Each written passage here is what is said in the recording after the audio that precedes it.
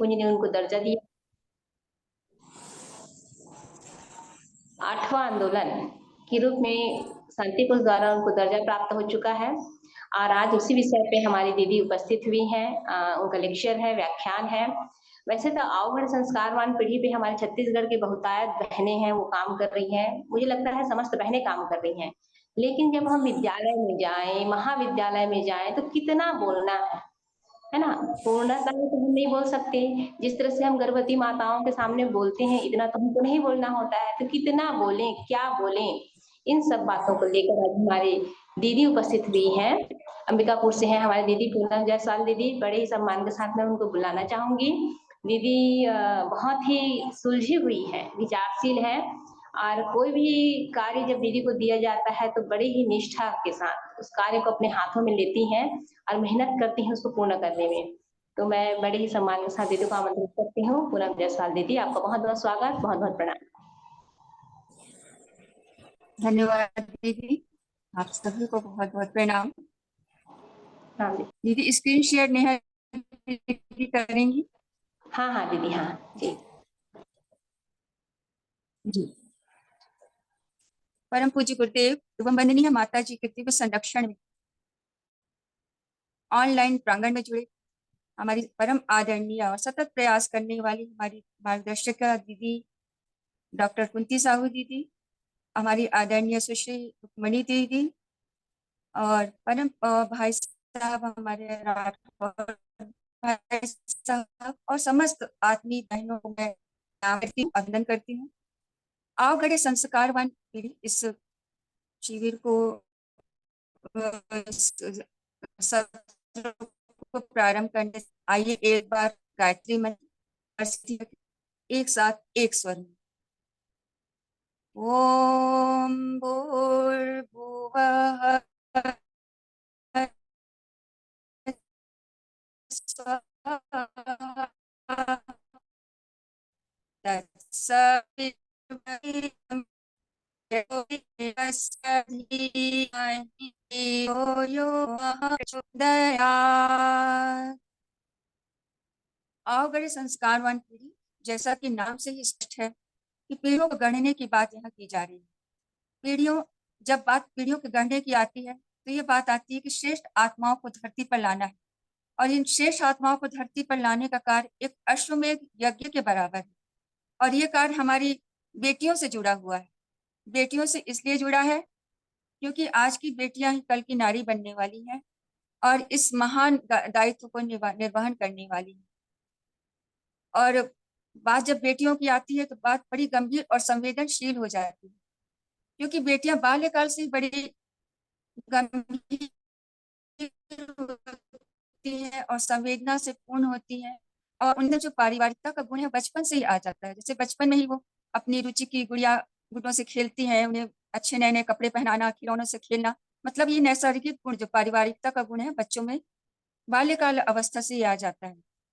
और बचपन से ही माता पिता के संरक्षण में रहते हुए उनका जो है उन्हें बहुत ही साज संवार करके, जैसे एक कुम्हार अपनी गीली मिट्टी से घड़े का साज संवार देता है, उसे आकृति देता है और फिर उसको अग्नि में तपा करके संस्कारित करके पक्का बनाता है, वैसे ही हमारी बेटियों को हमारी माताएं और उनके माता पिता दोनों मिल करके अच्छे अच्छे संस्कार दे करके उनका आकार, एक निश्चित आकार उन्हें देते हैं और उन्हें संस्कारित करते हैं।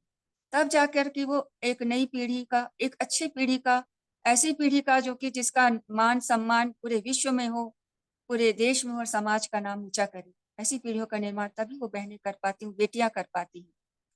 तो आइए अब पीपीटी शेयर के माध्यम से हम जानना चाहेंगे कि हमारा भारत का गौरवशाली इतिहास क्या कहता है इस बारे में। दीदी पीपीटी शेयर करेंगी। भारत का गौरवशाली इतिहास। दीदी पीपीटी शेयर हो रहा है, देखिएगा। हाँ जी नेहा दीदी कर रही हैं, देखिएगा पूनम दीदी आप स्क्रीन जी में। जी।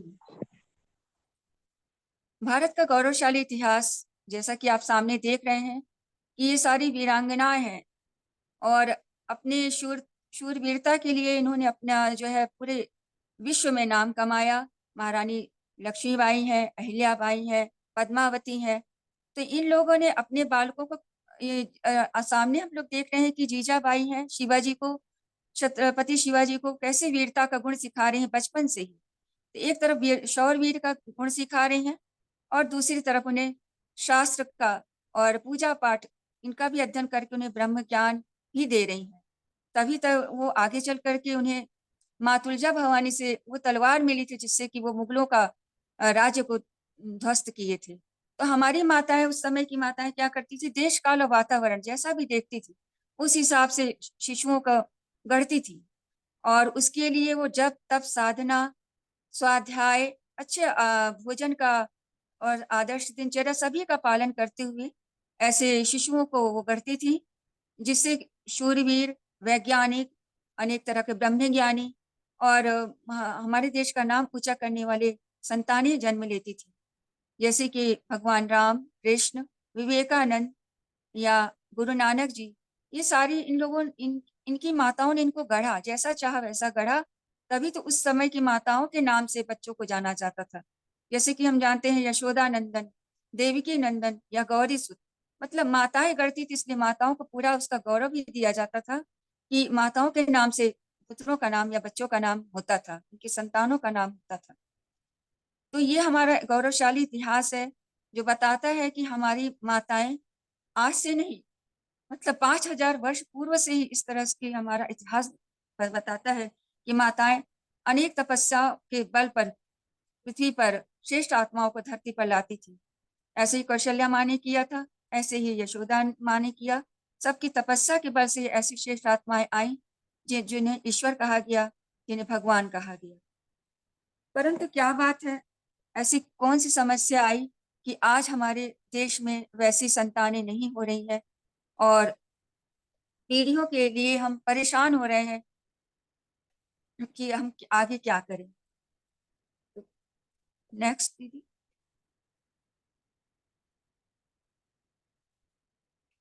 हमारी संस्कृत की धरोहर हमारी बेटियां हैं, ये हमारी अमूल्य निधियां हैं, क्योंकि हम और इनको इनके ऊपर हमें नाज होना चाहिए, क्योंकि ये बहुत आगे चल के मातृत्व की गरिमा को इन्हें ही ग्रहण करना है। और पर मैं इन बेटियों से ही पूछना चाहूंगी कि आप बताएंगी बेटियां कि आज क्या भगवान राम, भगवान कृष्ण या वैसे महापुरुष हो रहे हैं जो कि मर्यादा पुरुषोत्तम कहला सके, कर्म योगी कहला सके या विवेकानंद जैसे विवेकशील कहला सके? तो आप कहेंगी वास्तव में ऐसा तो नहीं है। ऐसा कारण क्या हुआ, जबकि हमारी देश की जनसंख्या विश्व में दूसरे नंबर पे है, फिर हम उंगलियों पर गिनने के लिए भी हमारे पास महापुरुष नहीं है? कारण क्या है, क्या आप लोग जानना चाहेंगे? हाँ, अवश्य जानना चाहेंगे, क्योंकि आगे चलकर आपको भी मातृत्व की गरिमा को एक उचित समय आने पर ग्रहण करना है, धारण करना है। तो आप कारण भी जानना चाहेंगे और इसका निवारण भी जानना चाहेंगे, क्योंकि आगे चल करके इस पीढ़ियों का निर्माण आप ही को करना है और संस्कृत की धरोहर को आपको संभालना है। तो ये हमारी तो इसके लिए थोड़ा सा हम ऐतिहासिक पृष्ठभूमि में चलते हैं कि जब हमारे देश में अंग्रेजों का शासन काल था, तो उसके पहले मुगलों का शासन, तो इन दोनों शासन काल में हमारी संस्कृति का बहुत विनाश हुआ। और उस समय क्या हुआ कि जो भी शासक आते थे वो हमारी पारिवारिकता पर, सामाजिकता पर, संस्कृति पर बहुत ज्यादा विध्वंसकारी अपना दृष्टि रखते थे, क्योंकि अगर उनको देश पर आक्रमण करना था, विजय प्राप्त करनी थी, तो हमारी परंपरा को बिगाड़ना चाहते थे। वो जानते थे कि हमारे देश के लोगों को, भारतीय लोगों को किसी भी लालच से या किसी भी आकर्षण से लुभाया नहीं जा सकता।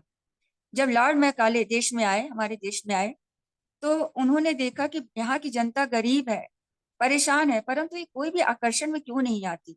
इनको न धन का आकर्षण लुभाता है, न किसी भौतिक आकर्षण में आते हैं। तो उन्होंने लोगों से पूछा कि ऐसा क्या कारण है कि हम ये भारत की जनता किसी भी आकर्षण में नहीं आती और इनके मॉरल वैल्यूज इतने ऊंचे कैसे हैं। तब उन्हें लोगों ने बताया कि इन्हें गर्भ से ही संस्कार दे दिया जाता है और इनकी मान्यता है कि 80% जो बालक का विकास गर्भ में ही हो जाता है और उस समय पढ़े हुए संस्कार कभी समाप्त नहीं होते। यही कारण है कि इनको कोई भी, इनके नैतिक मूल्य कभी आप नहीं गिरा सकते। तब लॉर्ड मैकाले ने सोचा यदि मैं नैतिक मूल्यों को नहीं गिरा पाऊंगा और सामाजिकता इनके नहीं नष्ट कर पाऊंगा, तो मैं इस देश पर राज्य नहीं कर सकूंगा। उसने सबसे पहले क्या किया, हमारे सारे संस्कृत कॉलेजों को ऐसे मंदिरों को जहाँ पर ऐसे संस्कार दिए जाते थे उसको ध्वंस कर दिया, नाश कर दिया, नष्ट कर दिया।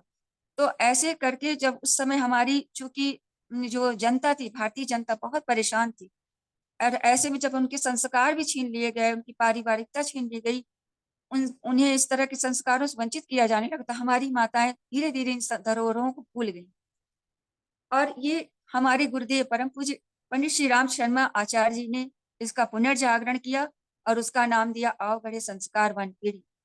वास्तव में ये आज की बात नहीं है, ये 5000 वर्ष पूर्व पिपलाद ऋषि ने इसका प्रतिपादन किया था और बताया था कि पीढ़ियों का निर्माण जो है माँ के गर्भ में 80% हो जाता है और बाद में 20% के लिए कितना भी जीवन में प्रयास करे बात बन नहीं पाती। तो हमारी बेटियां हैं, संस्कृत धरोहर है। अब आपको हम बताना चाहेंगे कि महान आत्माएं धरती पर कैसे आती है, इसके लिए इसकी संस्कार पीढ़ी की वैज्ञानिकता का क्या है। नेक्स्ट दीदी।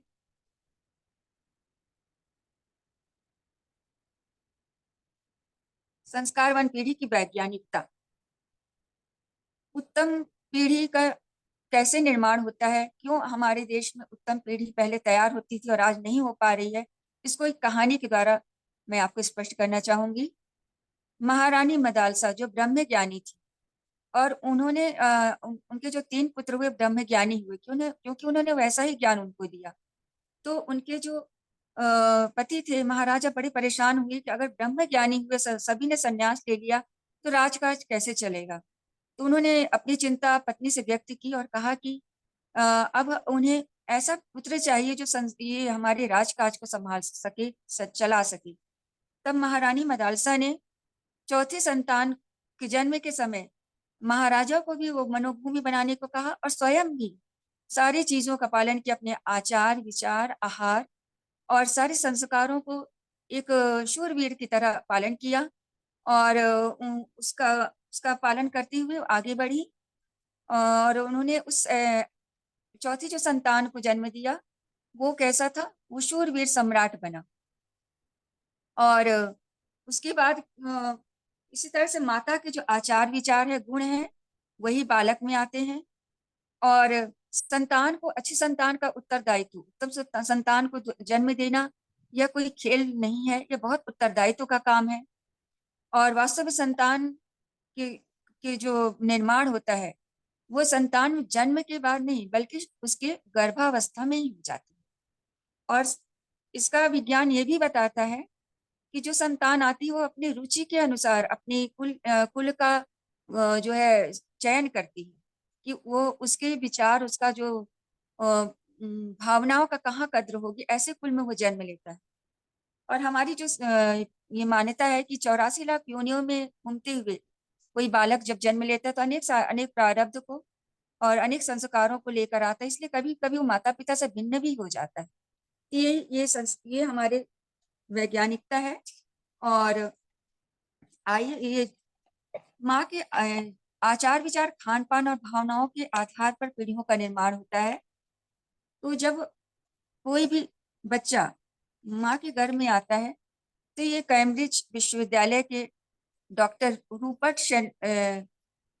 शेल्ड्रिक ने एक सिद्धांत बताया फॉर्मेटिकाइजेशन का, जिसमें उन्होंने बताया कि माँ के आचार विचार खान पान और आसपास के वातावरण से एक ऐसे पराभौतिक बल क्रियाशील होती है जिससे उसका 80% व्यक्तित्व का निर्माण बालक का माँ के गर्भ में हो जाता है।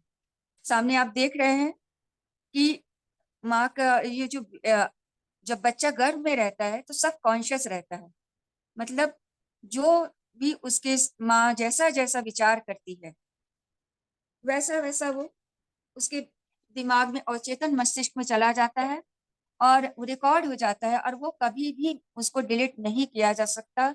वह उसका जन्म संस्कार हो जाता है और जीवन पर्यंत वो संस्कार बने रहते हैं और इसी को लॉन्ग टर्म मेमोरी कहते हैं। और ये मेमोरी इस तरह से होती है जैसे माँ की फीलिंग्स और इमोशंस जैसे होती है वैसे बालक में उसकी फीलिंग्स और इमोशंस आते हैं। माँ का जैसा आदतें होती है, जैसा उसका पारिवारिक वातावरण में उसका संबंध होता है, उस उन संबंधों को वो बालक अपने अंदर ग्रहण करता जाता है।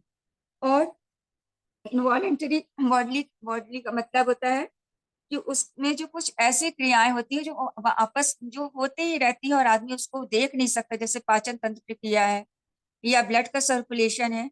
ये सारी क्रियाएं मतलब नैसर्गिक रूप से चलती ही रहती है। तो ये सारी क्रियाएं बालक में जब वो गर्भावस्था में रहता है तो ये होती रहती है क्रियाएं। और डेवलपमेंट स्टेजेस जैसे कि बच्चा 3 महीने का है, 6 महीने का है, या आगे भी चल करके हम 2 साल का, 4 साल का, तो उसको बढ़ते हुए स्थिति को हम देख नहीं सकते। तो ये जो अंदर से ये क्रियाएं चलती रहती हैं, ये ऐसी क्रियाएं हैं जो क्रमिक विकास होता है, वो उन्हें हम देखा देखा नहीं जा सकता, पर ये क्रियाएं चलती रहती हैं। और आभासी प्रक्रिया या माँ का क्रिएटिविटी, रचनात्मक उसमें कोई क्षमता है, वो भी सारी क्षमताएं माँ के अंदर 80% तक उसके सबकॉन्शियस माइंड में आ जाता है। तो ये हमारा कैम्ब्रिज विश्वविद्यालय के रूपर्ट शेल्ड्रिक ने इस बात को सिद्ध किया। Next slide. बालक का 80% विकास माँ के गर्भ में हो जाता है। जैसे कि आजकल हम लोग कहीं भी जाते हैं तो लोग यही शिकायत करते हैं कि बच्चा उनकी बात नहीं मानता है, पीढ़ियां बिगड़ रही हैं, मोबाइल में लगे रहते हैं, टीवी देखते रहते हैं। तो माताएं समझ नहीं पाती कि हम तो इसके जन्म से के बाद से कितने अच्छे अच्छे संस्कार दिए, फिर भी बालक ऐसा क्यों करता है। उन माताओं को असल में पता ही नहीं है कि बालक का 80% विकास तो उसके गर्भ में ही हो गया। चूंकि बस गर्भ के समय में खुद वैसा व्यवहार करती थी, इसलिए बालक भी आज वैसा ही व्यवहार कर रहे हैं। अगर माँ उस समय सचेत रहती, अलर्ट रहती अपने व्यवहार के लिए, अपने आचार विचार के लिए, अपने खान पान के लिए, तो बालक ऐसा नहीं करता। और ये पीढ़ियों में संस्कार विहीनता की जो जो आज दिख रहा है, संवेदनहीनता, वो दिखाई नहीं पड़ता। और चूंकि माँ को ये बात जानकारी नहीं होती, इसलिए माँ ऐसे करती है। क्योंकि आज आज आप हमारे सामने बेटियां बैठी हुई हैं और उन्हें ये बात इसलिए बताई जा रही है कि आगे चल करके एक उचित समय जब आएगा, आप माँ बनेंगी, तो आप पहले से इस बात के लिए अलर्ट रहिए कि हमको बच्चा जन्म के बाद मात्र 20% का चांस मिलेगा, और बच्चा जब घर में रहेगा तो 80% का चांस है उसे बनाने का। तो आज जो पीढ़ियां बिगड़ने का सवाल उठ रहा है, वो सवाल बाद में नहीं उठेगा अगर हमारी बेटियां आज से सचेत हो जाएंगी, आज से जागृत हो जाएंगी, आज से शिक्षा ले लेंगी। तो ये बालक के 80% विकास का यही विज्ञान है। जी। गर्भ में शिशु कई भाषाएं सीख सकता है। जैसा कि क्या माँ के गर्भ में जब बच्चा रहता है, अभी आपने विज्ञान में देखा कि 80% जो उसका दिमाग का डेवलपमेंट सबकॉन्शियस माइंड में हो जाता है। और उस समय जब बच्चा माँ के घर में रहता है तो उसका मस्तिष्क प्रौढ़ मस्तिष्क की तरह काम करता है। और उस समय उसकी सीखने की क्षमता इतनी तीव्र होती है, ग्रेस्पिंग पावर बहुत हाई होती है। तो उस समय अगर माँ किसी ऑफिस में काम कर रही है, अगर हो रही है, और उसके आसपास कई तरह की भाषा बोलने वाले लोग हैं, तो क्या वो उन भाषाओं की बच्चा सीख लेता है। और जन्म लेने के बाद अगर माँ सोचती है कि ये भाषाएं तो मैंने नहीं सिखाया था, ये कैसे बोल रहा है, तो वो भाषाएं बच्चे ने गर्भ अवस्था में ही माँ से सीख लिया। तो इस बात का भी इस समय ध्यान दे कि माँ कोई भी जब बात बोले तो बड़ी शालीनता से बोले, भाषा शैली अच्छी रखे, वाणी अच्छी रखे, क्योंकि वह जान रही है कि भाषा सीखने का की जो बच्चे की क्षमता है बहुत तीव्र है।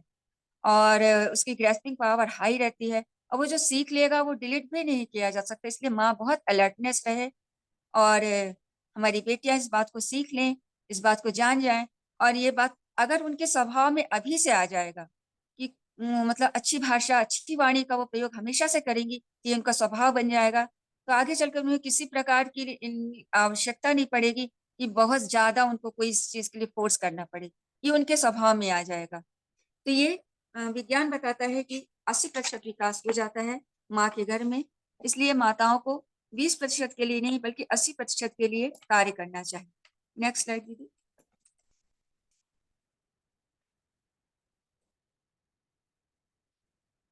आसपास के वातावरण का प्रभाव गर्भकाल में पड़ जाता है कि माँ के घर में जब बच्चा रहता है तो उस समय किस वातावरण में रह रहा है, इसका प्रभाव भी बच्चे पर आता है।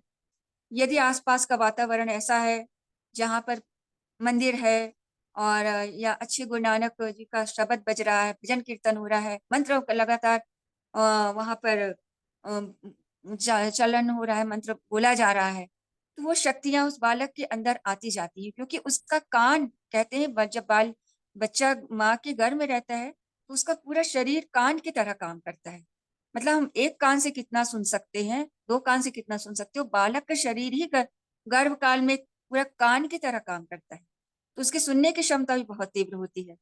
तो इस समय बालक यदि कहीं ऐसी गलत जगह में उसका जन्म हो रहा है, या वह उसकी माँ रह रही है जहाँ पर कि गाली गलौज होता है, या कोई नशे की में रह करके लोग अपशब्द बोल रहे हैं, तो बच्चे में सारा चीज आता जाता है। तो माँ इस बात का पूर्ण ध्यान रखे कि ऐसे गलत वातावरण से वो दूर रहे, अच्छे अच्छे वातावरण दे। यदि हो सकता है कि किसी गलत वातावरण में मान लीजिए वो रह भी रही है, तो बच्चे के लिए अपने से अच्छा वातावरण तैयार करे, उसे उसे अच्छे अच्छे संगीत सुनाए, और अपने मंत्रों के द्वारा बच्चों को मंत्र मंत्र सुनाए, रामायण गीता का पाठ करे, इससे उसका वातावरण बहुत ही सकारात्मक हो जाए, जिससे, क्योंकि सकारात्मक जो वातावरण होगा वो गर्भकाल में बच्चे को भी सकारात्मक कर देगा। तो ये आसपास के वातावरण के लिए भी उसको सचेत होना आवश्यक है। तो ये हमारी बेटियां इस बात को सचेत रहकर देखें कि, और अगर बेटियां के घर में भी कोई ऐसे है, ऐसी गर्भवती दीदियां हैं, बहनें हैं या भाभियां हैं, तो उनको भी बता सकती हैं कि ऐसा होता है कि वातावरण का प्रभाव पड़ता है। तो आप हमेशा अच्छे वातावरण का निर्माण करिए, अच्छे वातावरण को रखिए, जिससे गर्भ में रहने वाला बच्चा बहुत ही महान हो, महान आत्मा हो। Next slide.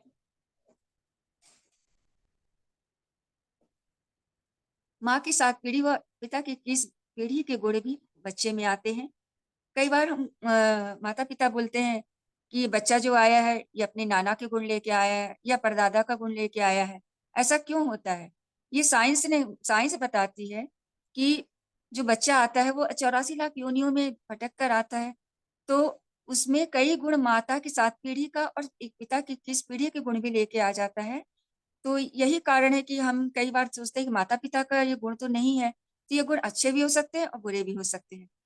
तो इन्हीं पीढ़ियों के अगर कोई बुरा गुण है, इसके प्रारब्ध को, उनके बुरे गुणों को मिटा करके अच्छे गुण लाने के लिए ये गर्भ संस्कार हमारे द्वारा किया जाता है, जिससे कि उनके पुराने प्रारब्ध मिट जाएं और नए प्रारब्ध का उनके अंदर विकास हो, नए गुण का विकास हो जो सकारात्मक हो। और ये संस्कार इसीलिए कराए जाते हैं, इसकी मान्यता इसीलिए बनी हुई है कि पुराने संस्कारों को, गलत संस्कारों को मिटा करके हमारे अंदर नए संस्कार और अच्छे संस्कारों को बच्चे में लाता है। Next slide.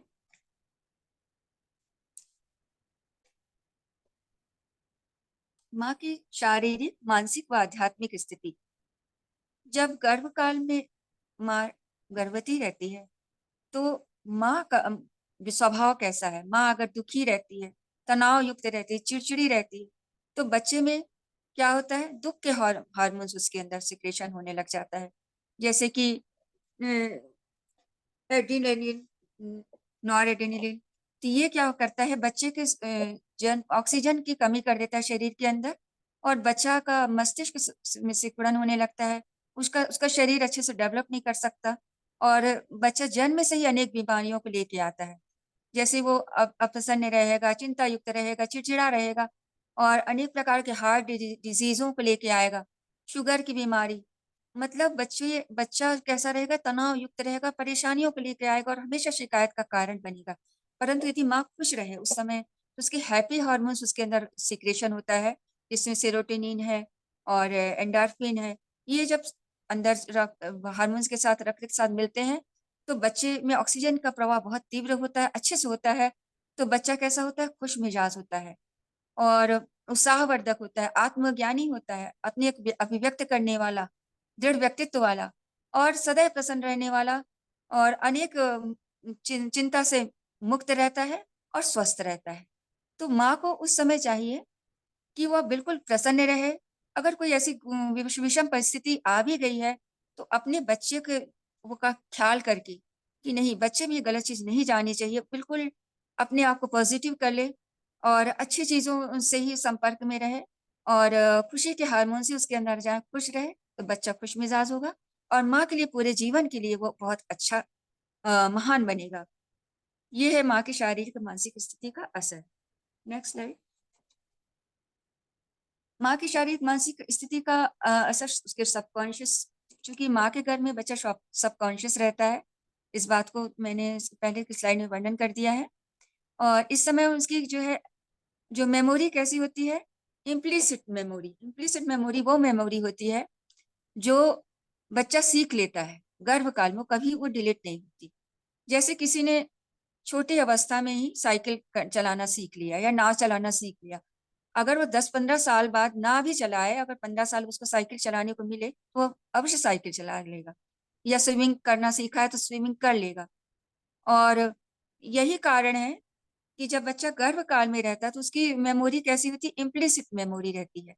जैसा कि अभिमन्यु का उदाहरण इसका बहुत बड़ा और सही उदाहरण, सटीक उदाहरण होगा। जब अभिमन्यु माँ के घर में था, माँ सुभद्रा और माँ पिता अर्जुन, तो पिता अर्जुन ने चक्रव्यूह भेदन की शिक्षा सुभद्रा माँ को बताई। उस समय गर्भकाल में अभिमन्यु थे, गर्भावस्था में थे। तो सुनते सुनते माता सो गई, सुभद्रा सो गई। तो वह आधी चक्रव्यूह में घुसने के बाद वो अभिमन्यु सुन पाया, परंतु चक्रव्यूह भेदन करके निकलने के बाद वो नहीं सुन पाया। तो जब महाभारत का युद्ध हुआ, मतलब जब बालक 16 साल की अवस्था का हो गया, महाभारत का युद्ध हुआ, तो वो अब चक्रव्यूह भेदन करके अंदर तो घुस गया परंतु वो निकल नहीं पाया, क्योंकि माँ से उसके बाद की बातें वो नहीं सुन पाया था। तो मतलब 16 साल के बाद वो पुनः उसकी जागृति, वो मेमोरी उसके अंदर, जब वो समय और परिस्थिति उत्पन्न हुई तो मेमोरी जागृत हो गई। तो ये इम्प्लिसिट मेमोरी ये काम करती है। तो ये मेमोरी उस समय माँ के घर में से ही ये डेवलप हो जाती है, इसलिए आप उसमें बहुत जागृत रहे, सचेत रहिए कि कोई गलत चीज उसके मेमोरी में ना जाए। और अगर कोई बात आप बता रहे हैं तो उसको पूर्णतः बताइए, अच्छे ढंग से बताइए, क्योंकि आप ये भी जान रहे हैं कि जो बच्चा है वो प्रौढ़ मस्तिष्क की तरह उसकी मेमोरी है, वो बहुत ही सटीक उस ज्ञान प्राप्त कर रहा है। माँ के खुश होने पर खुश मिजाज बच्चा, माँ के दुखी होने पर बीमार, रोगी, दुखी, चिंताग्रस्त बच्चा जन्म लेता है। यह बात आपने सुना और स्पष्ट हो गई है। भावी पीढ़ी के निर्माण में किशोरियों के दायित्व, ये सबसे महत्वपूर्ण बात है। हमारे सामने हमारी जो बेटियां बैठी हैं, उनका इस निर्माण में क्या दायित्व है। आज चूंकि आप बेटियां हैं, परंतु आगे चलकर आपको मातृत्व का बहुत गरिमामय दायित्व निभाना है। अब जब कोई भी दायित्व हमें मिलता है तो हमारा उत्तरदायित्व बहुत अधिक बढ़ जाता है। तो ये नवनिर्माण हमें क्या करना चाहिए।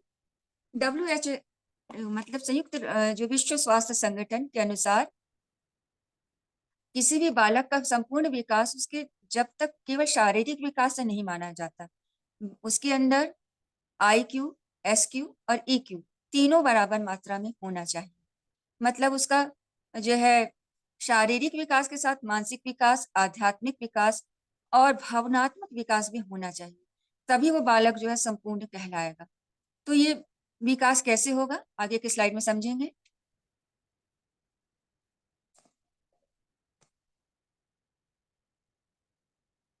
ये जी जी। IQ मतलब होता है कि इंटेलेक्चुअल इंटेलिजेंस, मतलब बौद्धिक प्रतिभा। और SQ क्या होता है दीदी, पहले का स्लाइड ही रहने दीजिए। SQ होता है दीदी ये स्पिरिचुअल इंटेलिजेंस। और EQ होता है जो क्या कहते हैं, इमोशनल इंटेलिजेंस। तो ये तीनों जब प्रतिभा विकसित होती है तभी जो है बालक का संपूर्ण विकास होता है। इसलिए किशोरियों का यही दायित्व है कि तीनों चीजों पर ध्यान दे, उसका बौद्धिक विकास भी हो और उसका जो है इमोशनल विकास भी हो और स्पिरिचुअल मतलब आध्यात्मिक विकास हो। तो इन तीनों को विकास के लिए क्या करना चाहिए, उसका तीनों शरीरों मतलब शारीरिक स्वास्थ्य कैसा हो, मानसिक स्वास्थ्य कैसा हो, नैतिक स्वास्थ्य कैसा हो और आध्यात्मिक स्वास्थ्य कैसा हो। इन्हीं दायित्वों का निर्वहन करने के लिए आगे की स्लाइड के द्वारा हम समझेंगे कि कैसे बच्चे किसी बेटी का शारीरिक स्वास्थ्य हो कि वो आगे चल के एक श्रेष्ठ पीढ़ी का निर्माण कर सके। शारीरिक स्वास्थ्य एक जो बेटी जो आगे चल कर के पीढ़ी का निर्माण करने वाली है, वो शारीरिक रूप से स्वस्थ होनी चाहिए, क्योंकि श्रेष्ठ शरीर में श्रेष्ठ मन का भी वो होता है, जन्म होता है। तो उसका मन और शरीर दोनों ही बलिष्ठ होना चाहिए। शारीरिक स्वास्थ्य के लिए जैसे कि बच्चों आप लोगों ने सुना होगा, दीदी आगे की स्लाइड चलाइए। आनुवांशिक प्रभाव।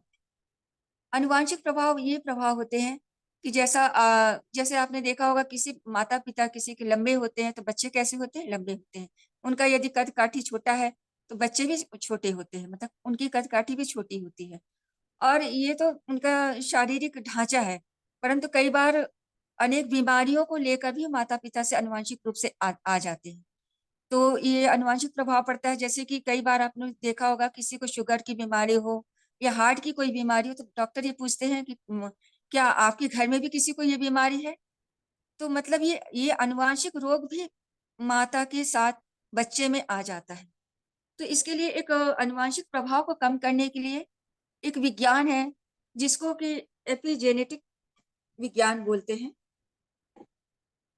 और ये एपिजेनेटिक विज्ञान, इसका मैकेनिज्म ये बताता है कि माँ के अगर आचार-विचार, आहार-विहार सब बहुत अच्छा है, तो वो जो है जो जीन्स आनुवांशिक रूप से सक्रिय हैं, उसको निष्क्रिय करके वो नकारात्मक जो जीन्स को निष्क्रिय करके सक्रिय जीन्स को वो कर देता है और उसके गलत प्रभावों को दूर कर सकता है। जैसे कि आपने देखा होगा, प्रहलाद का उदाहरण इसके लिए बहुत बड़ा सही उदाहरण है कि प्रहलाद किसका एक बहुत महान भक्त हुआ, परंतु वो किसकी संतान था? हिरण्यकश्यप जो राक्षस था। और परंतु उनकी जो माता थी वो बड़ी भक्त थी, और उन्होंने सोचा कि यदि वो यहाँ रहेंगी तो उनका बेटा भी इसी राक्षसी प्रवृत्ति का होगा। तो वो देवर्षि नारद के आश्रम में चली गईं और वहाँ पर उन्होंने लगातार नारायण मंत्र का जप किया और देवर्षि नारद के साथ सत्संग का निरंतर सुनती रहीं और अनेक शास्त्रों का अध्ययन करती रहीं। अच्छे जो जैसे ऋषि लोग भोजन करते हैं वैसा भोजन की, अपना स्वास्थ्य उसी तरह से रखी, संतुलित आहार, पौष्टिक आहार और संस्कारित आहार वो करती रहीं। तो वो जो बच्चा हुआ कैसा हुआ? श्री भगवान नारायण का भक्त हुआ, अनन्य भक्त हुआ, और बाद में उसे कितना भी कष्ट उनके पिता द्वारा दिया गया जो कि राक्षसी प्रवृत्ति के थे, परंतु बच्चा अपने दृढ़ व्यक्तित्व और अपनी भक्ति के कारण हमेशा जीतता रहा। और इसका ही विपरीत कई बार नकारात्मक जब माँ का स्वभाव हो जाता है, तो ऋषि जैसे व्यक्ति की भी संतानें राक्षस हो जाती हैं। इसका उदाहरण यह है कि ऋषि पुलस्त्य, उनके जो नाती थे वो थे रावण, और क्या हुए? राक्षसी प्रवृत्ति के हुए, क्योंकि उनके माँ ने उस समय गलत विचारों को धारण किया। तो ये आनुवांशिक प्रभाव भी जेनेटिक मैकेनिज्म के द्वारा एक जीन्स जो है बदले भी जा सकते हैं, अगर माता उस समय अच्छे से सकारात्मक चिंतन करे, सकारात्मक अपना वातावरण बनाए, तो यह प्रभाव बहुत बड़ा असर दिखाती है। दूसरा है आसन, योगासन, प्राणायाम। हमारी बेटियों को चाहिए कि योगासन प्राणायाम के द्वारा अपने शरीर को स्वस्थ रखें, मजबूत रखें। और प्राणायाम क्या करता है? जैसे अनुलोम विलोम है, कपालभाति है, ये हमारे शरीर के अंदर की जो नस नाड़ियां हैं, जो कि कहा जाता है 72,000 नस नाड़ियां हैं, इनको कैसे हम स्वस्थ रखें? बाहर से तो स्वस्थ नहीं की जा सकती, तो उनके लिए प्राणायाम कर सकते हैं। और कपालभाति, अनुलोम विलोम, तो ये सब करने से हमारी नस नाड़ियां जो ध्यान के द्वारा, ध्यान और प्राणायाम साधना, ये सब जो शरीर का हमारे जीवन का अंग होना चाहिए। ध्यान साधना से क्या होता है कि हमारे अंदर की जो जिसे न्यूरोजेनेसिस की प्रक्रिया शुरू हो जाती है, तो ये हमारे स्वभाव में जब अभी से आना शुरू हो जाएगा किशोर अवस्था में, और हमारा शरीर पूर्णतः स्वस्थ रहेगा, तो आगे चलकर जब भी हमको ये दायित्व पीढ़ी निर्माण का मिलेगा, तो हमें कोई भी समस्या शारीरिक रूप से नहीं आएगी। और अगला है सात्विक आहार। हमारी बेटियों को शुरू से ही भोजन सात्विक लेना चाहिए, क्योंकि जैसा खाते हैं अन्न वैसा मन बनता है। ये उनके विद्यार्थी जीवन में भी काम आएगा, और भोजन संस्कारी भी होना चाहिए, मतलब उसे भगवान को भोग लगाकर खाएं तो भगवान का आशीर्वाद में उसमें मिलता है। तो ये विद्यार्थी जीवन के लिए लाभकारी तो है ही है, क्योंकि उनका भोजन जब अच्छा रहेगा, संतुलित रहेगा, तो उनके विचार भी अच्छे रहेंगे। याद किया हुआ अच्छे से पठन पाठन बहुत अच्छे से याद होगा, और आगे चल करके जब ये सात्विक आहार की आदत पड़ जाएगी, तो हमारी बेटियां जो है स्वस्थ रहेंगी, मन से स्वस्थ, शरीर से स्वस्थ रहेंगी, तो वो पीढ़ियां भी स्वस्थ लाएंगी। और श्रेष्ठ पीढ़ियां जब आएंगी हमारे देश में, क्योंकि कोई भी व्यक्ति जब शारीरिक रूप से स्वस्थ रहेगा, तभी वो आगे के कोई भी कार्य या महान कार्य वो कर सकता है। तो ये सात्विक आहार का असर होता है। इसके बाद है कि हम खेल परिश्रम के द्वारा भी कैसे बच्चों को स्वस्थ बनाएं। खेल के द्वारा, खेल कई बार हम सोचते हैं कि खेल खेलना लड़कियों के लिए इसलिए आवश्यक है कि शरीर तो बलवान बनते ही है, और साथ ही साथ यदि खेल में ही अगर ध्यान दिया जाए तो हमारा करियर भी बन सकता है कई बार। जैसे कि हम लोगों ने देखा पीवी सिंधु, इन्होंने, इनके माता पिता दोनों ही खेल के क्षेत्र में थे, वॉलीबॉल के बहुत प्रतिष्ठित खिलाड़ी थे, तो बेटी में भी वो गुण आया। परंतु उन्होंने बेटी को ये इस चीज के लिए फोर्स नहीं किया कि आपको वॉलीबॉल ही खेलना है। उन्होंने उनके मन मुताबिक कहा कि बैडमिंटन आप खेल सकती हैं, और इसके लिए उन्होंने क्या, पीवी सिंधु ने बहुत कठोर परिश्रम किया, और 2017 में ओलंपिक की सिल्वर मेडल की वो को जीती, और इसके लिए वो 56 किलोमीटर अपने घर से नित्य अपनी कोचिंग क्लास में आने के लिए आती थी। और उन्होंने उन समय की इतनी पाबंदी थी कि वो कभी भी उनका टाइम जो है, ऐसा नहीं हुआ कि समय से असमय हुआ हो या पाबंदी ना हुई हो। जब ऐसे हमारा दृढ़ व्यक्तित्व बन जाता है, तो हम कितना ज्यादा अचीवमेंट कर पाते हैं। तो इससे हमारा शरीर भी बनता है, और अगर हम इसे अच्छे से ध्यान दें तो हम खेल में करियर भी बना सकते हैं। ये हमारी बेटियों को आगे चल करके पीढ़ियों को, श्रेष्ठ पीढ़ियों का निर्माण भी कर सकते हैं। जैसे उनकी माँ वॉलीबॉल की खिलाड़ी थी, पर उनकी बेटी कैसी हुई, ओलंपिक की एक विजेता बनी और विश्व में नाम कमाई। तो इस तरह से हम एक श्रेष्ठ पीढ़ी का निर्माण इसके द्वारा कर सकते हैं। परिश्रम का प्रभाव ये होता है कि बच्चों को स्वावलंबी बनना चाहिए। शुरू से बेटियां अगर स्वावलंबी बनेंगी तो बहुत काम कर सकती है, क्योंकि आज आप बेटियां हैं, बाहर बाद में कॉलेज जाएंगी, स्कूल जाएंगी, तो बाहर आप अगर स्वावलंबी रहेंगी, किसी पर निर्भर नहीं रहेंगी, परिश्रम कर सकेंगे, अपना कार्य कर सकेंगे, तो आगे आपको कोई परेशानी नहीं आएगी। आप अपना कार्य करके तुरंत अपनी कोचिंग ज्वाइन कर सकती हैं, अपनी क्लास को ज्वाइन करके, और अपनी पढ़ाई को अनवरत कर सकती हैं। तो ये स्वभाव उनमें बचपन से आ जाएगा, तो आगे चलकर चूंकि उनके सामने ससुराल जाएंगी, तो एक तरह से बहुत सारी जिम्मेदारियां उनके ऊपर आने वाली हैं। ये अगर आ जाता है, तो वो दोनों पीढ़ियों को बहुत श्रेष्ठ ढंग से संभाल सकती हैं, अपने ससुराल को भी, अपने परिवार को भी, अपने आने वाली पीढ़ी को भी। तो ये शारीरिक स्वास्थ्य बालिकाओं में अगर अभी से आ जाए, तो वो बहुत श्रेष्ठ पीढ़ियों को जन्म दे सकती है, और उन्हें स्वावलंबी भी बनाया जा सकता है। दीदी नेक्स्ट स्लाइड दीदी।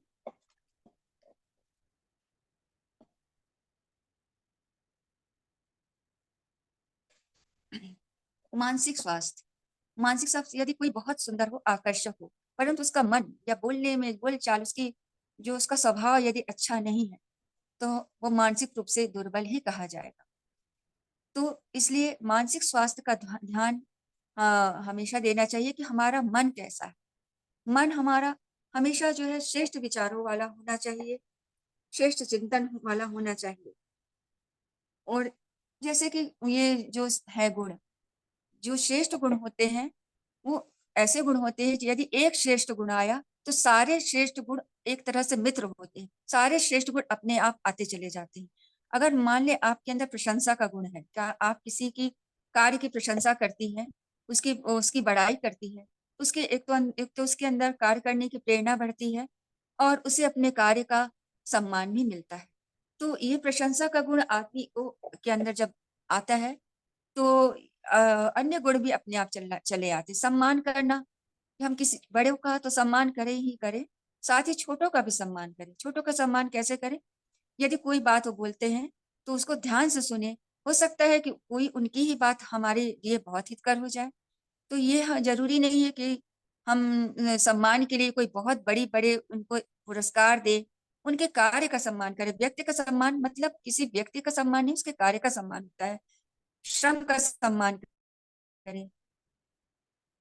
श्रम का सम्मान, आज हम बहनों और बहुत बड़े महापुरुषों का, दो महापुरुषों का जन्मदिन है, महात्मा गांधी का और शास्त्री जी का।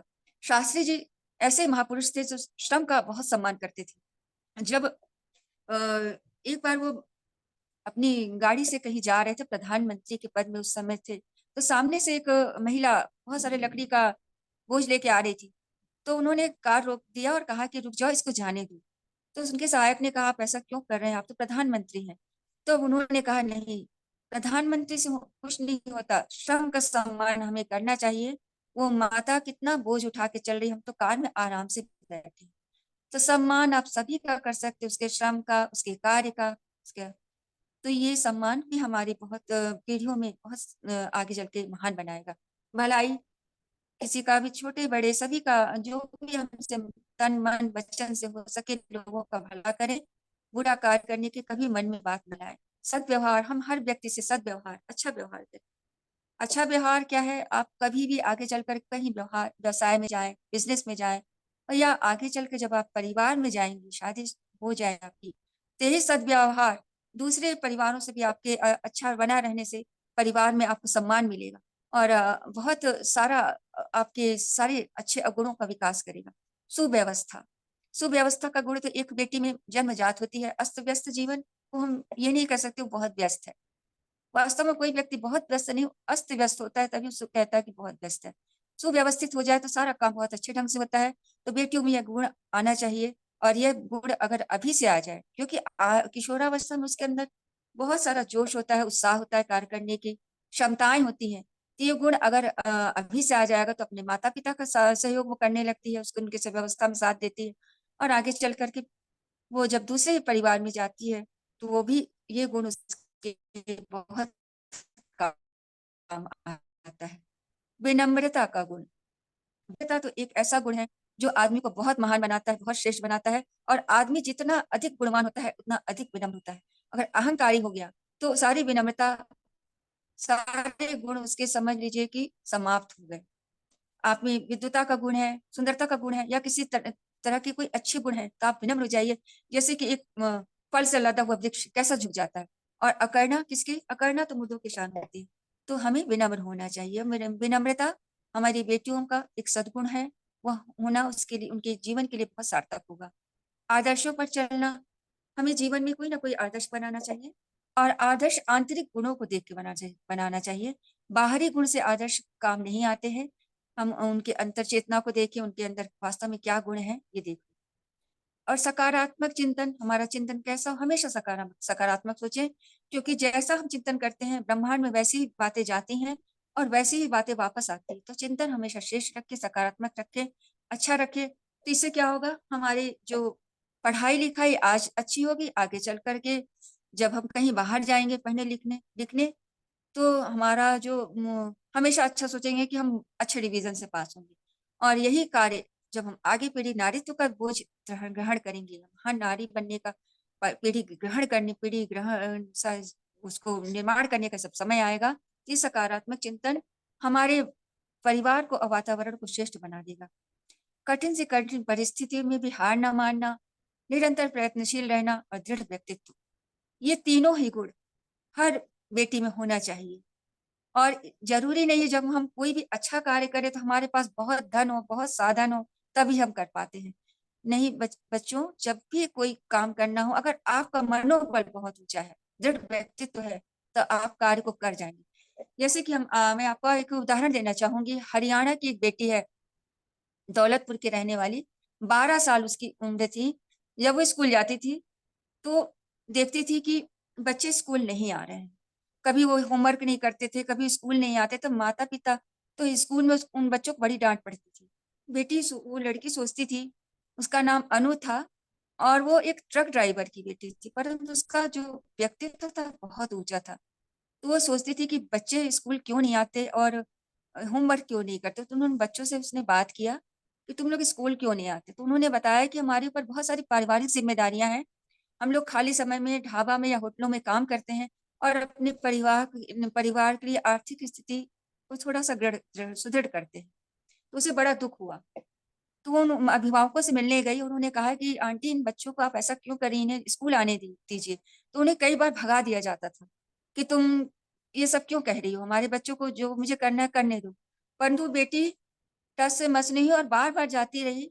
और उसकी इस दृढ़ता को देख कर के अनेक युवा लोग सामने आए और उसने उसको जो है साथ देने के संकल्प किया कि आज हम इस बेटी का साथ देंगे और इसके कार्य को आगे बढ़ाएंगे। इस तरह से उसे जो है आज संयुक्त राष्ट्र संघ यूनियन द्वारा उसको अवार्ड मिला है और वैश्विक मंच जर्मनी के टेडएक्स में उसको उद्बोधन देने के लिए आमंत्रण मिला है। सोचिए, उसने दृढ़ व्यक्तित्व से, क्या उसके पास कोई साधन था? नहीं था, फिर भी उसने ये कार्य कर दिखाया। दूसरा है, आइए दीदी आगे की स्लाइड।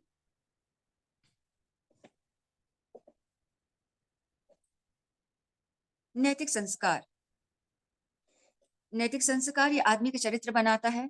यदि यह आदमी की बोलचाल, भाषा, बोली, उसका चलने का ढंग, ये सब देख के आदमी के चरित्र की पहचान हो जाती है। जैसे कि बच्चों, आप लोगों ने रामायण सीरियल में देखा होगा, रावण का चरित्र कैसा दर्शाता था? वो गर्वीला चरित्र और हुंकार, उसका अट्ठास, उसकी बोलचाल, उसका जो है पहनावा, ये दिखाता था कि एक राक्षसी प्रवृत्ति का है। परंतु भगवान राम को देखते ही मन में एक सरलता, सौम्यता आती थी। उनकी मुस्कान ही बता देती थी कि इनका चरित्र कितना ऊंचा और कितना गर्वीला है। तो ये चरित्र हमारे नैतिक संस्कारों से आते हैं। जैसे किसी में ये नैतिक संस्कार क्या है? सत्य बोलना, चोरी नहीं करना, ब्रह्मचर्य का पालन करना, अपरिग्रह, मतलब कि ज्यादा कोई चीज इकट्ठे करने की हमारी इच्छा नहीं होनी चाहिए। अगर हमारे पास कुछ चीज है, थोड़ी चीजों में ही हम उनको अपने को संतोष करना चाहिए। और न्यायप्रियता का गुण होना चाहिए, मतलब हमेशा सत्य का साथ दे, न्यायप्रिय बने। हो सकता है कि आपकी ये न्यायप्रियता आगे चल के आपको कोई जज के करियर में आपको सपोर्ट करे। मन में संतोष रहना चाहिए और ईश्वर पर विश्वास होना चाहिए, अडिग विश्वास। जैसे कि हमारे एक दक्षिण भारतीय एक बालक, वो ईसाई धर्म का था और ईसाई धर्म का बालक छोटे से ही संगीत सीखने लगा, परंतु उसकी आर्थिक स्थिति बहुत कमजोर थी। वो सोचता था संगीत सिखाकर के शायद मैं अपने परिवार की स्थिति कुछ ठीक कर सकूं, परंतु वो थक गया, हार गया और उसकी स्थिति कुछ सुधर नहीं पाई। तो उसने क्या किया? उसने सोचा कि मैं आत्महत्या कर लेता हूँ, मैं तो कुछ अपने परिवार के लिए कर नहीं पाया। परंतु आत्महत्या करने से पहले उसने एक जब जाने लगा तो उसे एक ईश्वर का मंदिर मिला और जाकर उसने सर झुकाया और कहा, मैं तो कभी मंदिर नहीं आता हूँ, पर आज आपको सिर झुका के बोल रहा हूँ कि मेरे मरने के बाद मेरे माता पिता का आप ख्याल करना। और ऐसा करके कह के वो बगल की पड़ोस की एक साइकिल उसके खड़ी थी, साइकिल लिया और सोचा निकल जाता हूँ और आत्महत्या कर लूँ। परंतु जब वो पहाड़ी के पास आत्महत्या करने के लिए तैयार हुआ तो उसे याद आया कि मेरे दोस्त की साइकिल है, वो बेचारा कितना परेशान हो जाएगा, वो भी तो गरीब है। तो वो वापस गया और साइकिल खड़ा करने के लिए जब अपने पड़ोस में गया तो पिताजी ने देख लिया, उसने बुलाया, उन्होंने बुलाया, बेटा बेटा तुम कहाँ थे इतनी देर तक, देखो हमारे घर में कौन आया है। ये देखिए संगीत के शास्त्री हैं और वो चाहते हैं कि तुम उनकी बेटी को संगीत की शिक्षा दो, क्योंकि उनके पास इतना काम है, वो शिक्षा नहीं दे पा रहे हैं। और ये आप आज से आपको संगीत सिखाएंगे और आपकी भोजन की व्यवस्था भी इनके घर में हो जाएगी। तब उसको लगा कि मैंने तो एक बार ईश्वर को सिर झुकाया और अडिग विश्वास किया कि मेरे माता पिता का ध्यान करेंगे, तो भगवान ने कर दिखाया कि माता पिता का ध्यान तो बेटा ही तो कर सकता है। आज उस बेटा को वापस ला के खड़ा कर दिया। उसने ईश्वर को धन्यवाद दिया कि और वास्तव में ईश्वर पर आप विश्वास रखिए, जब सारे लोग आपका साथ देंगे, साथ देना छोड़ देंगे, तो ईश्वर आपके साथ हमेशा रहेंगे। ये नैतिक संस्कार आप लेकर चलिए। आगे की साइड दीदी।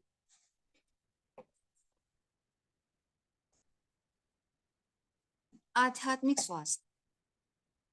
देखिए, एक स्पिरिचुअल मदर, जो आध्यात्मिक मदर होती है, वो क्या देती है? बहुत अच्छा, एक बहुत बड़ा विशाल आध्यात्मिक संस्कार देती है। आध्यात्मिक संस्कार हु एम आई, मतलब मैं कौन हूँ, यह बताता है।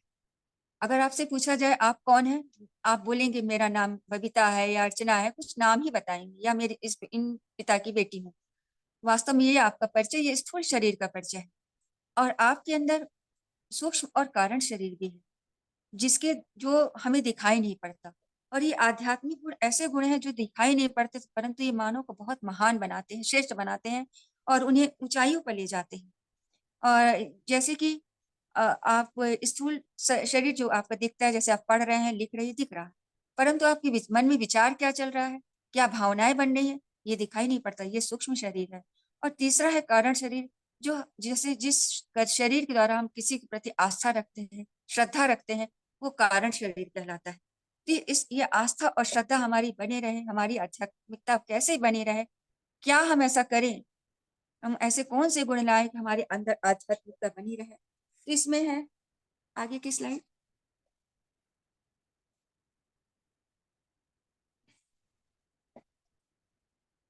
आत्मीयता का गुण। आत्मवत सर्वभूतेषु मतलब हर व्यक्ति में अपनी ही छवि देखना, हर व्यक्ति को अपने जैसा मानना। जब ये गुण आ जाता है तो ये हमें देव मानव बनाता है, मानव से एक महामानव और महामानव से देव मानव बनाता है। ये जितने गुण हैं, आत्मीयता के गुण, सेवा, करुणा, संवेदना, प्रेम, दया, परोपकार, ये सारे गुण ऐसे गुण हैं जो हमें देवत्व की श्रेणी में ला करके खड़ा कर देते हैं। जैसे कि जब कोरोना काल हुआ था, बच्चों हमें एक 82 साल की तमिलनाडु की माता ने सोचा कि सभी लोग सेवा कर रहे हैं, पर मैं क्या कर सकती हूँ। तो उन्होंने 1 रुपए में इडली बना करके लोगों को भर पेट खिलाना शुरू कर दिया। और सोचिए उनके पास क्या था, ना उनकी अवस्था वैसी थी, ना उनके पास पैसा था, फिर भी उन्होंने उनकी ये सेवा, जब आदमी का उद्देश्य ऊंचा हो, भावनाएं श्रेष्ठ हो और जो उद्देश्य निष्काम भावना हो, तो यह कार्य वो करके दिखा सकता है। ये उसकी आध्यात्मिक चेतना उसको बहुत श्रेष्ठ बनाती है। तो ये सारे गुण आध्यात्मिक स्वास्थ्य के अंदर आते हैं। अब ये आध्यात्मिक स्वास्थ्य कैसे प्राप्त करें, क्या ऐसे गुण हैं जो कि हमें ये देव मानव बना पाएंगे और हम देव आत्माओं को धरती पर ला सकेंगे। इसको हम आध्यात्मिक स्वास्थ्य कैसे प्राप्त करें। परम पूज्य गुरुदेव, हमारे जो गुरुदेव हैं दीदी, हाँ ये स्लाइड रहने दीजिए दीदी। गुरुदेव जब छोटे अवस्था में थे, बाल्यकाल में थे, तो उनके मन में हमेशा ये विचार आता था कि जो नास्तिक लोग हैं वो तो देवों की बुराई करते ही हैं, परंतु कुछ आस्तिक लोग भी अगर उनकी मनोकामना पूर्ण नहीं होती तो वो भी जो है मजाक उड़ाना शुरू कर देते हैं। तो वो उनके अंदर बड़ी पीड़ा होती थी कि हम उनको आध्यात्मिकता के गुण कैसे लाएं, उसका संवर्धन कैसे करें। तो वो बात ही उनके अंदर बचपन से ही रहती थी। और कोई बात अगर आपकी अच्छी बात मन में चल रही है तो वो ब्रह्मांड में वैसी ऊर्जा सक्रिय हो जाती है और आध्यात्मिक ऊर्जा से सक्रिय हो जाती है, और जो बाद में आपके बहुत सारे प्रश्नों का उत्तर देने के लिए किसी न किसी रूप में प्रकट होती है। तो जब हमारे गुरुदेव 15 साल की अवस्था में थे और बसंत पंचमी का दिन था, अपने पूजा घर में गायत्री मंत्र का जप कर रहे थे, उस समय एक प्रकाश पुंज उपस्थित हुआ और एक छाया के रूप में उपस्थित हुआ, जो जिन्होंने बताया कि बेटा मैं तुम्हारे 3 जन्मों से तुम्हारी पीछा कर रहा हूँ और तुम तीनों जन्म में तुमने सिद्ध कर दिया है कि तुम देव मानव हो, और बहुत सारी विकृतियों को दूर करने के लिए तुम्हारा जन्म हुआ है। लोगों के अंदर विचारों में श्रेष्ठता लाना है, संस्कारों में श्रेष्ठता लाना है।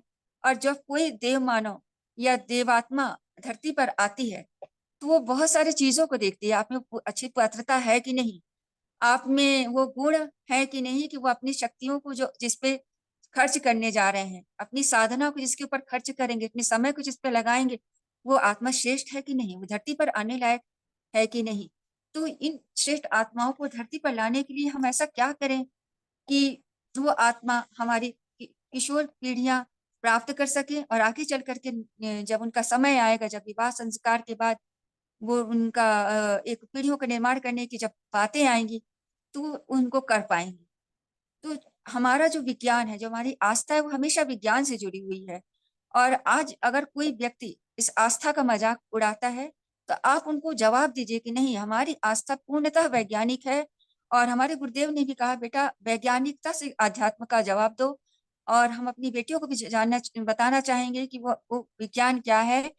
और आपने देखा होगा कि जब चंद्रयान 3 की स्थापना हुई, तो चंद्रयान 3 तो एक वैज्ञानिक स्थापना, वैज्ञानिक लोग तो कर ही रहे थे, पर हमारी उसमें जुड़ी हुई कितनी सारी, करीब 54 ऐसी महिलाएं थी, वैज्ञानिक महिलाएं, जो पूर्णतः मंदिर गई और हमारे पूरे देश में हवन और पूजा पाठ किया गया। मतलब आस्था और विज्ञान दोनों का जो दृश्य उस दिन दिख रहा था, वो वास्तव में हमारे गुरुदेव की बात को सत्य कर दिया कि आस्था और विज्ञान दोनों ही साथ साथ चलते हैं, इसको अलग नहीं किया जा सकता। आइए हम देखें कि हम ऐसे आध्यात्मिकता को कैसे प्राप्त करें और ये क्यों श्रेष्ठ है। इसको हम आगे की स्लाइड से समझेंगे।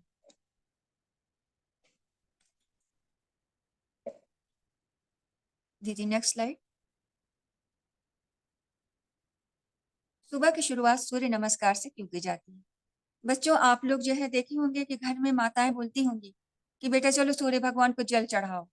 तो आप क्या बोलते हैं कि नहीं ये तो भई अब बड़ों का काम है, ये हम लोग नहीं करेंगे, हम लोगों का तो ज्ञान, शिक्षा, विद्या धारण करने का हमारा समय है।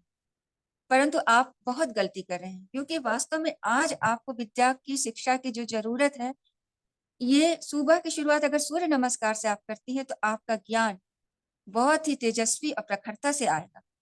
और क्योंकि ये जब सूर्य नमस्कार ये 12 तरह की यौगिक क्रियाएँ होती हैं, ये हमारे जो है दिमाग को बहुत तेज करती है और हमें तेजस्वी और ओजस्वी बनाती है। और आगे के स्लाइड में आप देखेंगे कि कैसे सूर्य भगवान को हम जल देते हैं और योग प्राणायाम करते हैं, सूर्य नमस्कार की सारी यौगिक क्रियाएँ करते हैं। जब सूर्य नमस्कार करते हैं, सूर्य भगवान को जल जब हम चढ़ाते हैं, तो सूर्य की रश्मियों के द्वारा जो हमारी जो आँखों में जो रोशनी पड़ती है, उससे क्या होता है कि आँखों की रोशनी बढ़ जाती है और सूर्य में जो 7 रंग होते हैं, वो 7 रंग हमारे शरीर के 7 रंगों से समायोजित होते हैं, हमें हमें स्वस्थ करते हैं और क्या इससे इम्यूनिटी पावर बढ़ता है, अनेक प्रकार की हड्डियों का दर्द दूर होता है क्योंकि इस विटामिन डी की कमी को पूर्ण करता है और हमारे जो है एक तो सूर्य हमारे साक्षात देवता हैं, जब हम उनसे इनकी प्रार्थना करते हैं तो क्या होता है सूर्य हमें ओजस्विता देते हैं, प्रखरता देते हैं, मनस्विता देते हैं। और बच्चों आपको पता होना चाहिए कि हनुमान जी के जो गुरु थे वो सूर्य ही थे और आज आप देखते हैं कि उनके जैसा मनस्वी, तेजस्वी और बुद्धिमान कौन हुआ? कोई नहीं जो इतने तेजवान, इतने बुद्धिमान थे। तो इन यौगिक क्रियाओं को आप करिए, उसका विज्ञान समझिए। आगे की स्लाइड में हवन, यज्ञ संस्कार। यज्ञ संस्कार एक ऐसी विधि है जो कि हवन के द्वारा हम अग्नि में जब घी डालते हैं या हवन सामग्री डालते हैं, तो पूरा वातावरण, पूरा पर्यावरण शुद्ध हो जाता है। अनेक प्रकार के जर्म्स, कीटाणु, जीवाणु, विषाणु सब नष्ट हो जाते हैं। तो ये क्या करता है कि जब हम हवन करते हैं, तो हम सीधे भगवान से तो हमको साक्षात तो दिखाई नहीं पड़ते, सूक्ष्म रूप में रहते हैं। तो हम जब हवन करते हैं, तो वो सूक्ष्म रूप में अग्नि के द्वारा हवन वो भगवान तक पहुँचाया जाता है, उनको समर्पित होता है, तो उन ईश्वर के ईश्वरीय तत्व हमारे अंदर आते हैं और इसके साथ ही साथ यह यज्ञीय चिकित्सा भी करता है कि जब हवन की अग्नि या धुआँ हमारे शरीर के रक्त में मिलता है, तो बहुत सारी बीमारियों को दूर करता है और इससे यहाँ तक कि कैंसर की बीमारी, ब्रेन ट्यूमर तक बिना ऑपरेशन के ये ठीक हो सका है और ये साइंस ने प्रूव भी कर दिया है। आप इसको नेट में खोज भी कर सकते हैं, सर्च कर सकते हैं कि यज्ञ संस्कार किस तरह हमारे जीवन को बहुत ही पूर्ण और श्रेष्ठ बनाता है और हमारे जीवन का सारा संस्कार, चाहे वो चाहे बच्चा जन्म ले, उसका या उसका शादी विवाह का संस्कार हो, सारे संस्कार के बाद यज्ञ संस्कार बिना करे सारा संस्कार अधूरा होता है। तो ये हमारे यज्ञ की गरिमा है, महिमा है।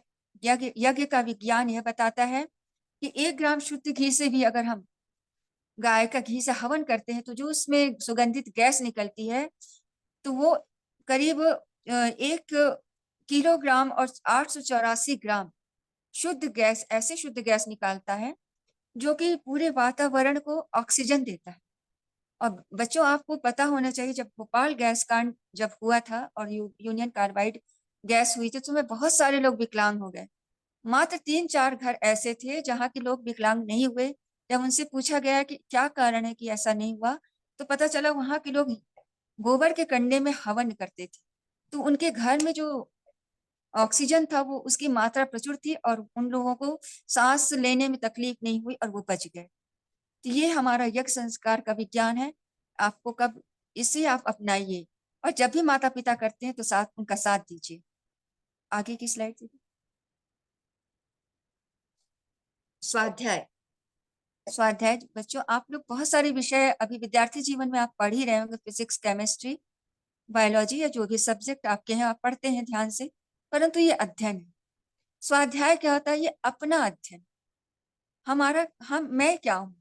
ये स्वाध्याय बताता है और ये इन जानकारी हमें कहाँ से मिलती है?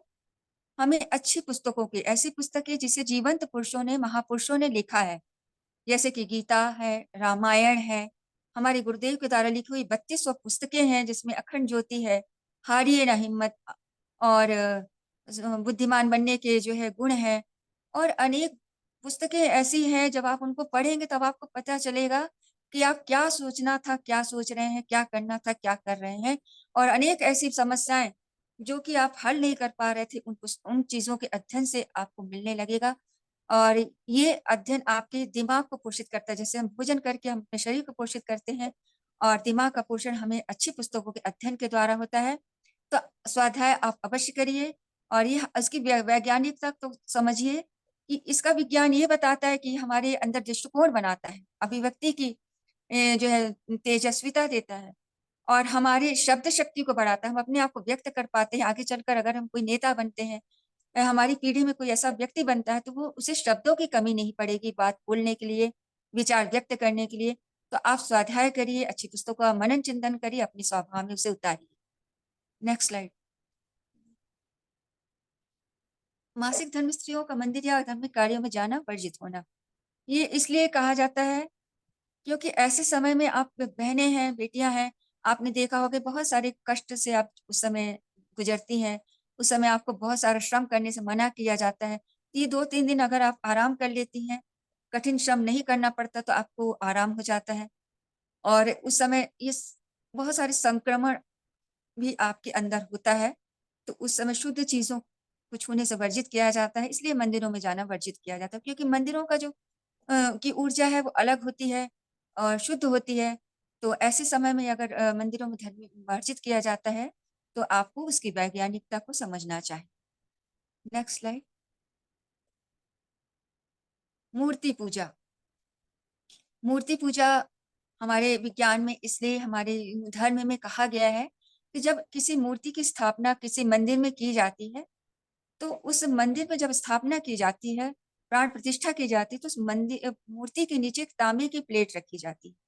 तो जब हम कुछ देर तक मंदिर में बैठ के पूजा करते हैं, साधना करते हैं या परिक्रमा करते हैं, तो हमारी जो नेगेटिव ऊर्जा होती है उस तांबे की प्लेट में नीचे चली जाती है और हम सकारात्मक हो जाते हैं। तो जितनी देर हम परिक्रमा करते हैं वो नकारात्मक ऊर्जा उस तांबे के द्वारा कुचालक होता है तांबा हमारे लोहे का, तो वो नेगेटिव ऊर्जा चली जाती है और हमें हमें सकारात्मक ऊर्जा से परिपूर्ण कर देती है। और इसके साथ ही मूर्ति जो है जैसे हम सारा सांसारिक उलझनों में उलझे रहते हैं और हमें मन में शांति नहीं होती, जब हम मंदिर में जाते हैं और एकाग्रचित होकर के मन लगाकर बैठते हैं तो हमारे मन में एकाग्रता आती है और जिस देवी या देवता के सामने बैठते हैं उसके गुण हमारे अंदर आते हैं। जैसे जैसे दुर्गा शक्ति के पास बैठते तो हमारी दुर्गा शक्ति हमारे अंदर आती है। भगवान राम के साथ सामने बैठते तो मर्यादा पुरुषोत्तम बनने का संस्कार हमारे अंदर आता है। तो ये हमारी मूर्ति पूजा का वैज्ञानिक गुण है और यह आस्था का केंद्र है। हमें मूर्ति पूजा अवश्य करना चाहिए, हमें दर्शन करने के लिए मंदिरों में जाना चाहिए। Next slide. कर्ण छेदन। बच्चों आज तो ये फैशन का पर्याय बन गया है, लोग कर्ण छेदन कराते हैं, परंतु इसकी वैज्ञानिकता ये है कि हम बचपन में ही बच्चों के लड़कों के भी कान का छेदन एक किया जाता था और लड़कियों का भी। लड़कियां तो उस आभूषण के द्वारा उसको करती थी, शोभा पाती थी, और लड़कों को भी, क्योंकि ये विज्ञान से इससे दिमाग तेज होता है। और जब कान में लड़कियां बाली या कुछ पहनती तो उसका कान जो है थोड़ा नीचे की तरफ झुक जाता है। तो इससे क्या है, विलक्षण शक्ति विलक्षण दिमाग की शक्ति विलक्षण हो जाती है। आज हमारे देश में विलक्षण लोगों की कमी है, ऐसे महापुरुषों का अभाव हो रहा है जो विलक्षण है। ऐसा परसेंटेज केवल हमारी मतलब पूरे विश्व की जनसंख्या का केवल 1% है। तो हमारा, क्योंकि हमारा विज्ञान सारा जो है संस्कार विज्ञान से जुड़ा है, तो आप इस विज्ञान को समझिए। आगे नेक्स्ट स्लाइड। कलावा बांधना। हम कलावा बांधते हैं क्योंकि ये हमारे वात पित्त और कफ तीनों को ही ये जो है संतुलित करता है और हमारी कलाई से लेकर दिमाग तक की नसों को रक्त प्रवाह सही करता है और ये हमारी रक्षा भी करता है, क्योंकि हमारा प्रतिबंधन एक तरह से भगवान के साथ हो जाता है। तो ये इसका जो है विज्ञान है। Next slide. सिर पर चोटी रखने का रहस्य ये है कि माताएं भी चोटी रखती हैं, बाल खुला करके मत रखिए, चोटी करिए, क्योंकि जो साधना हम करते हैं तो हमारी साधना अगर हम बाल बिखरा के रखते तो वो बिखर जाती, क्योंकि जो ब्रह्म रंध्र में हमारी सारी शक्तियां केंद्रित रहती हैं। पुरुष भी चोटी रखते हैं और माताएं बेटियां भी चोटी करती हैं। तो इससे जो है ब्रह्म रंध्र की शक्तियां एकत्रित होती हैं, दिमाग एकाग्र होता है, रक्त प्रवाह सही होता है, मन शांत होता है।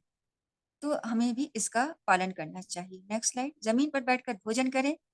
जमीन पर बैठकर भोजन करने से ये यौगिक क्रिया है, इससे पाचन शक्ति मजबूत होती है और मन शांत होता है, और पाचन क्रिया जब अच्छी हो जाती है तो हमारा शरीर भी स्वस्थ होता है। Next slide. नेक्स्ट स्लाइड दीदी। हाथों में चूड़ियां, ये वही कार्य करता है जो कि कलावा बांधने से होता है। मतलब हमारे हाथों में जब चूड़ियां, ये सुहाग का भी प्रतीक होता है, सौभाग्य का प्रतीक होता है। जो हमारे हाथ की कलाइयों के पास जो ऊर्जा होती है, वो ऊर्जा बाहर ना निकले, और ध्वनि, छोटी जो चूड़ियों के पहनने से ध्वनि होती है, तरंगे, उन तरंगों का भी बड़ा महत्व होता है। और ध्वनि तरंगे जी हमारे समायोजन करता है, हमारे परिवार में श्रेष्ठ वातावरण बनाता है। Next slide. माथे पर तिलक लगाना। हम लोग जब भी चंदन लगाते हैं तो एक मंत्र पढ़ते हैं, चंदन महत पुण्यम पवित्रम पापनाशम आपदाम हरते नित्यम लक्ष्मी तिष्ठति सर्वदा। मतलब माथे पर तिलक लगाने से हमारी आपदाएं हर ली जाती हैं, पुण्य का उदय हो जाता है, और मन शांत होता है, दिमाग शांत होता है, और ये आज्ञा चक्र को संतुलित करता है, हमारा मन जागृत हो जाता है। और जब आज्ञा चक्र जागृत हो जाता है तो हम बहुत सारे काम बहुत श्रेष्ठ ढंग से कर पाते हैं। तो ये तिलक लगाना भी हमारे लिए एक श्रेयस्कर कार्य है। आगे की स्लाइड। नेक्स्ट। मंदिरों का रहस्य। मंदिरों का रहस्य दीदी मूर्तियों के साथ ही समाहित हो गया है। तो ये मंदिरों का रहस्य भी यही बताता है, जी पैर छूने की परंपरा के पीछे का विज्ञान यह है कि जब हम किसी का पैर छूते हैं तो आशीर्वाद तो लेते ही हैं कि हमारा आयु, बुद्धि, बल, यश सब तो बढ़ता ही है। साथ में जब हम किसी का पैर छूते हैं तो हम उसकी ऊर्जा अपने अंदर लेते हैं। तो ये और हमारे शरीर से और जिनका पैर छूते हैं एक कॉस्मिक एनर्जी प्रवाहित होती है, और अगले व्यक्ति जो अनुभवी व्यक्ति हैं, बुजुर्ग व्यक्ति हैं, उनकी ऊर्जा हमारे अंदर आती है जो सकारात्मकता फैलाती है। Next slide. उपवास के वैज्ञानिक कारण। उपवास हमारी माताएं करती हैं, बेटियां भी कभी कभी जन्माष्टमी का या कुछ विशेष उपाय उपवास को करती हैं। इसका कारण यह है कि हम हमेशा भोजन करते हैं और हमारे शरीर में 80% पानी और 20% ठोस पदार्थ होता है। तो जब हम उपवास करते हैं तो तरल पदार्थ लेते हैं, फल फूल लेते हैं। इससे क्या होता है कि हमारे जो टॉक्सिन है, शरीर के टॉक्सिन, वो पूरी तरह से निकल जाते हैं, और उपवास के द्वारा हम अधिक से अधिक तरल पदार्थों का उपयोग करते हैं। इससे क्या होता है कि जो शरीर का संतुलन सही हो जाता है। जो ठोस पदार्थ है जो हमेशा करने से पाचन शक्ति कमजोर हो जाती है, तो उपवास से ये पाचन शक्ति भी मजबूत हो जाती है। तो ये उपवास हमें हमेशा करते रहना चाहिए, और इससे सूर्य का भी जो है शक्ति मिलती है, और चंद्रमा चूंकि मन का कारक होता है और ये शीतलता से आता है। तो जब हम जल का अधिक से अधिक तरल पदार्थों का सेवन करते हैं तो हमारा मन भी शांत होता है, और हमारी बुद्धि श्रेष्ठ होती है। Next slide. ये दीदी बताया जा चुका है दीदी। तो इस प्रकार हम लोगों ने देखा कि आध्यात्मिक ऊर्जा को हम कैसे प्राप्त करें, किस प्रकार हम धरती पर संतान लाएं कि दिमाग, क्योंकि हमारे देश में महामानवों की बहुत जरूरत है, श्रेष्ठ आत्माओं की बहुत जरूरत है। ऐसी श्रेष्ठ आत्माएं धरती पर आए और हमारी धरती भी महान गौरव को पुनः प्राप्त करे, हमारा देश पुनः विश्व का गुरु बने, और यह दायित्व हमारी बेटियों को निर्वहन करना है। इसीलिए कहा गया है कि बेटियां संस्कारी बनेंगी तभी तो पीढ़ियां गढ़ेंगी। धन्यवाद दीदी। ओम शांति। धन्यवाद दीदी, बहुत बहुत धन्यवाद। और बहुत